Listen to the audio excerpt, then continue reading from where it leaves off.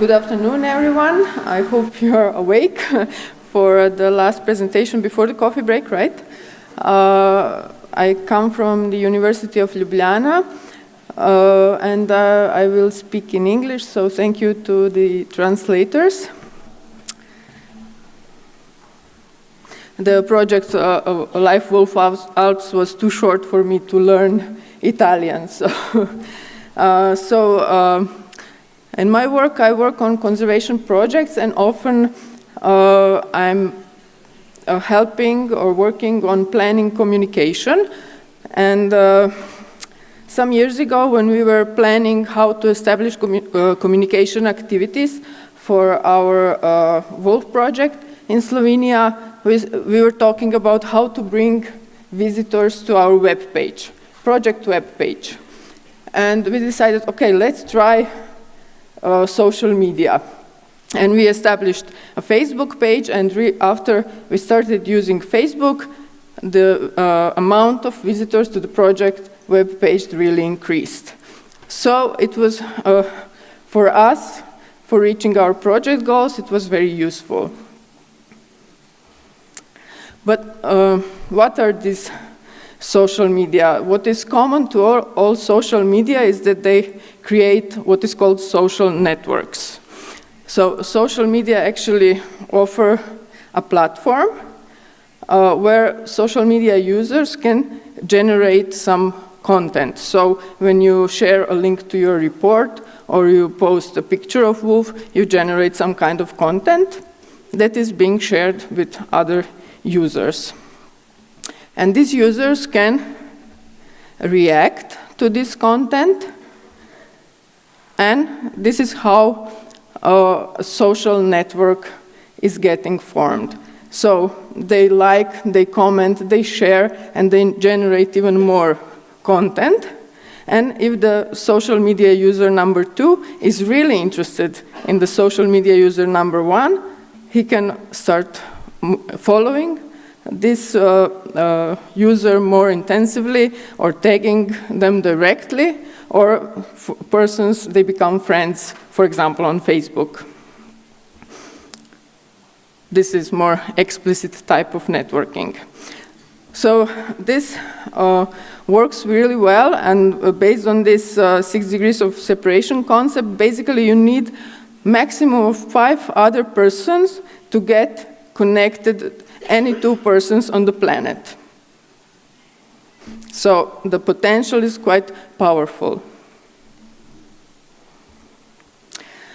And then I started looking into literature, and there is lots of literature on how social media, I will show close-ups of this, how social media can be used in marketing, in selling products for businesses and so on, but very little, probably you can count on your fingers, how it can be used in conservation. And there was one survey that was done carried out in Germany and Finland, and they tried to see what social media platforms are relevant for nature-related work, and the results was the top 3 were Facebook, YouTube, and Twitter. Also, for other purposes, globally most known platforms, I would say, where the respondents in this survey basically marked how relevant are these networks for their sharing experiences about nature with other users. And for preparing for this conference, I created a small survey of my own, and I tried to target administrators of social media pages that communicate about large carnivores in Europe. And also, you can see these are the results.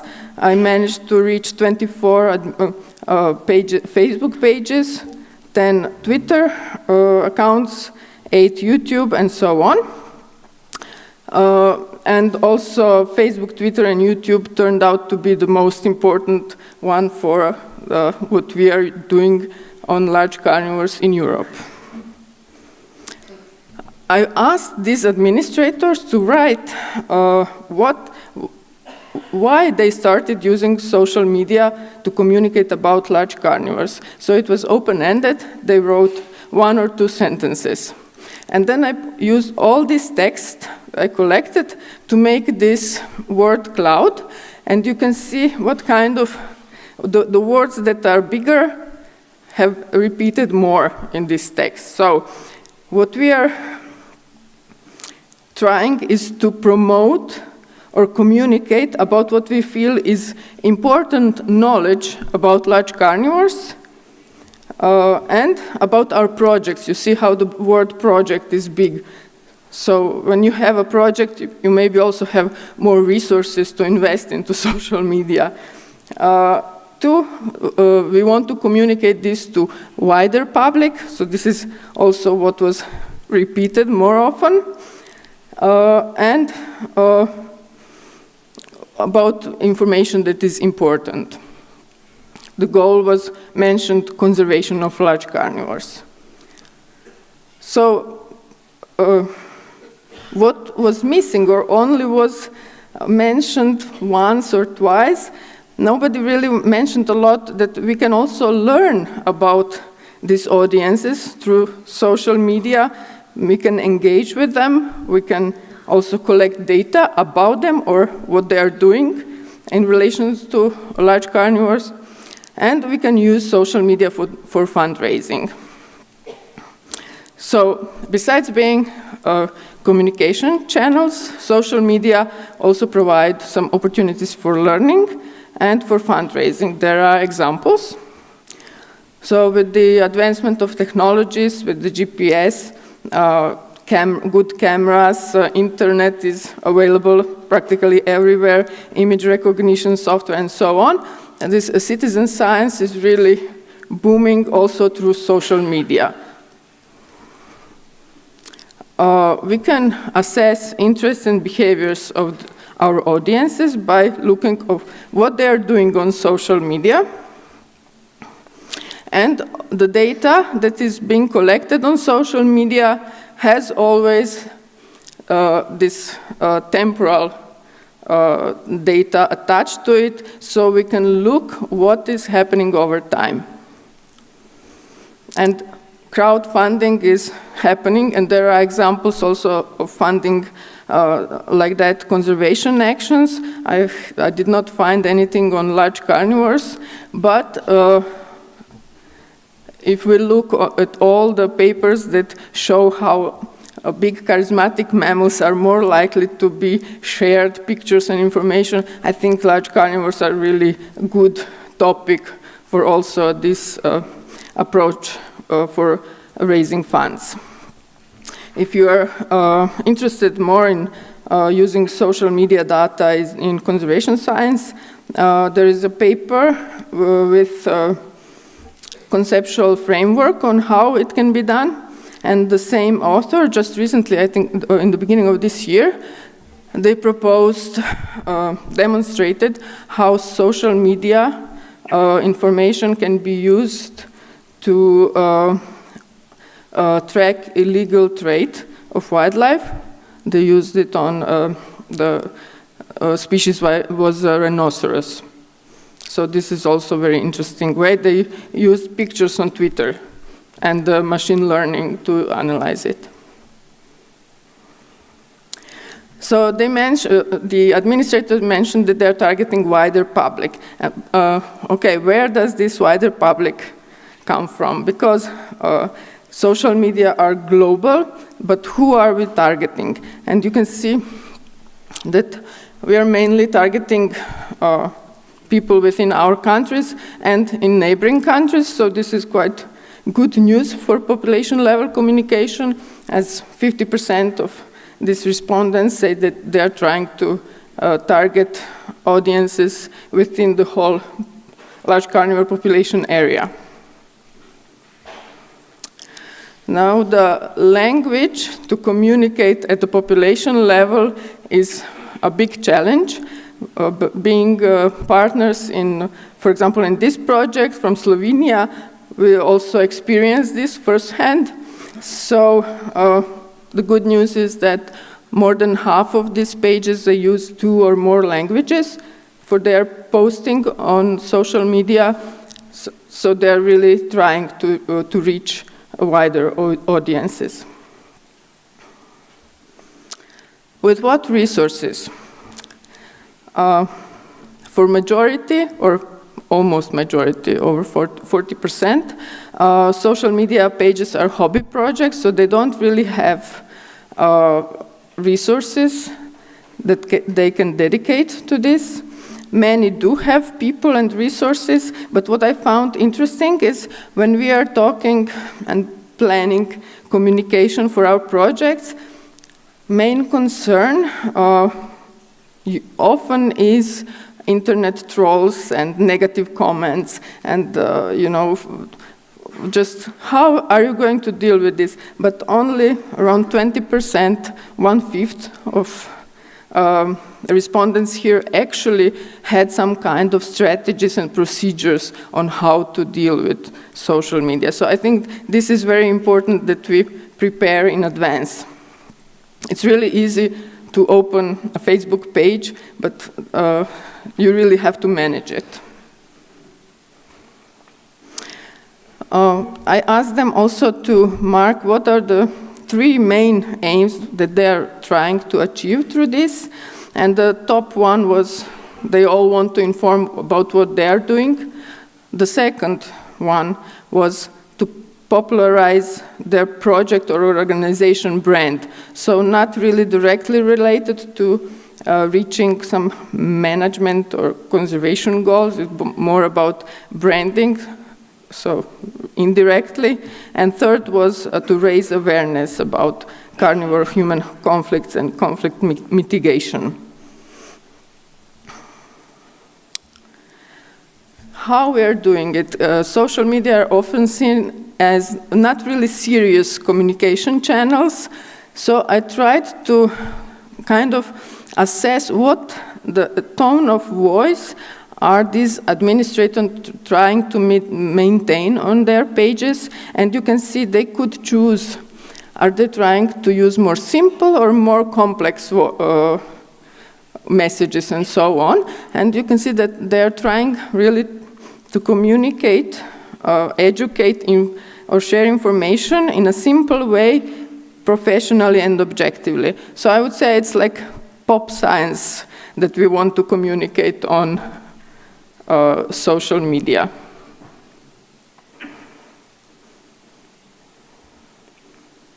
And just to show you what species, so 40% are dedicating their pages to multiple carnivore species, and then there are also all 3 most common large carnivore species in Europe were also present.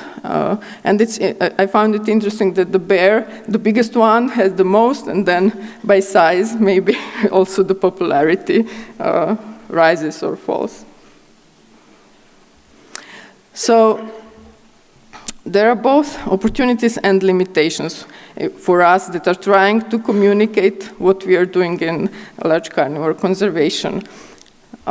Definite opportunity is that it is an additional communication channel, and it allows us to reach maybe new and broader audiences. It's really easy to use. It is mainstream. A lot of people are using social media. Through social networking, there is a possibility to reach really widely distributed publics. There is a potential to learn about audiences. So there was one paper about a study where they compared visitors' preferences to national park. They used traditional survey, questionnaire, and they also analyzed the visitors' posts on social media, and they got more or less the same results about their preferences. So it's really comparable. It can facilitate citizen science and also can be used for fundraising. Limitations. You really have to know which social media platform to choose if you are deciding what kind of content you want to share and what kind of publics you're trying to reach and what you're trying to achieve. Still, there are really the factors that are affecting how this information is going to be shared and what are going to be the effects are poorly known, so it's more about trying and learning on your own. And for us that are not really communicators, it requires really learning new skills. So effective short messages. Often it requires real-time reactions and finding the right content mix for the audiences. You do need additional resources if you want to start working on social media. It's not something that somebody can do along what they are doing already. And one, I think, quite big limitation is that it's really difficult to be effective in the environment that is oversaturated already with information, and as soon as you go online, you get bombarded with different types of kinds of information. So, okay, thank you, that's it.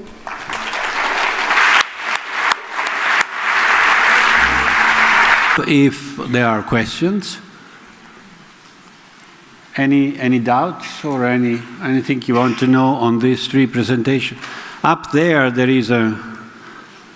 Secondo la giurisprudenza del TAR di Trento, i rimedi dell'accattivazione per rimozione e dell'accattivazione permanente e dell'uccisione sarebbero rimedi equivalenti e non esisterebbe una gradazione nel pacco bace. Cosa ne pensate? Ari, it's a question for you. The Habitats Directive and the Berne Convention are nature conservation instruments. So as soon as an individual animal is removed from the wild population, that is the same effect if you remove it lethally or move it into captivity. So in that sense, I can imagine that goes into the same category. A question for Ari regarding zoning in Annex 4 areas. If you zone, so it means that you restrict, for example, wolves in a large part of an Annex 4 area. By definition, you can't have FCS in an area where wolves are absent. So just that line of reasoning, if you have no wolf, you can't have FCS, therefore you are not in line with the Habitats Directive. Doesn't that just invalidate the whole concept of zoning? So the concept of favorable conservation status, it's still a bit uncertain at what level that is to be measured. Is that local, regional, national, transboundary population level? We still don't really know. But of course, in particular where it is clear that by cutting a chunk out of potential range of wolves will impair the achievement of a favorable conservation status, then yeah, that would be a big legal problem. And one issue perhaps that can be mentioned in that regard is that in some cases countries are split into one part where Annex 4 applies and one part where Annex 5 applies, but then if that Annex 5 part is interpreted as being a no-go zone, that also raises big questions, because then the question is, what does Annex 5 status add compared to no status at all? But that's a sort of related issue that popped into my mind when you asked that question. Grazie, Umberto Fattori, Regione Friuli. Volevo chiedere in particolare anche ai rappresentanti della Commissione Europea se, alla luce della presentazione del collega olandese... Sono andati via. Sono andati via, fantastico. Non ci sono più. Vabbè, faccio lo stesso la domanda. Puoi chiedere a Dupré. Esatto. No, se la proposta che era emersa ieri da parte delle province autonome di Bolzano e di Trento di individuare delle zone a una diciamo, densità definita o limitata, che un po' era quello che dicevi anche tu, Luigi, di avere un obiettivo concreto a cui puntare, fosse a questo appunto in linea, compatibile con quanto previsto dalla direttiva Habitat, tenendo conto che mi sembra che è quello che viene anche fatto dagli amici sloveni come nella gestione dell'orso, dove hanno deciso di gestire la popolazione di orso in una zona definita della nazione, ed è una scelta che io condivido pienamente.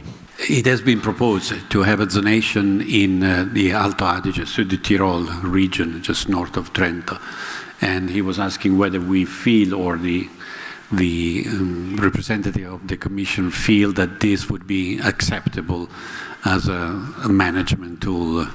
I think it's a matter of scale, a spatial scale. The zoning cannot be in a very small area. But he is also referring to the example of Slovenia, where you manage the bear in certain areas, in certain zones, and not in the others. You can answer, Aleksandra. Or Ari, both of you, yes. Okay, go ahead. And then, I'll just quickly, it would very much depend on the details, the scale, the exact plans in the context of the overall population and the applicable obligations. That's a very legal answer. I'm sorry, but...